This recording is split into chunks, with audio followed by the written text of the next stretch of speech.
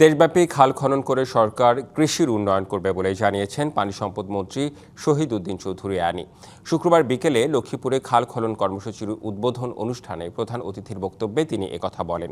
জানান, জিয়াউর রহমানের স্বপ্নের বাংলাদেশ গঠনে খাল ও নদী খনন করে মানুষের প্রত্যাশা পূরণ করা হবে। এ সময় জিয়াউর রহমানের অসমাপ্ত কাজ তারেক রহমানের নেতৃত্বে সম্পূর্ণ করা হবে বলেও জানান তিনি। এর আগে কোদাল দিয়ে মাটি কেটে খাল খনন কার্যক্রমের উদ্বোধন করেন মন্ত্রী।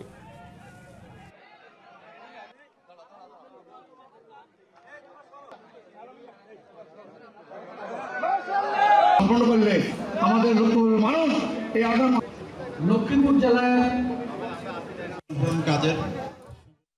180 দিনের কর্মসূচি প্লাস 5 বছরে 20,000 কিলোমিটার খাল সারা বাংলাদেশে আমরা পুনঃখনন করব অথবা খনন করব এবং 54টা জেলায় প্রায় 50টা জেলায় ইতিমধ্যে আমাদের কাজ শুরু হয়ে গেছে। এটা করতেই হবে, কারণ মানুষ আমাদেরকে তো ভোট দিয়েছে।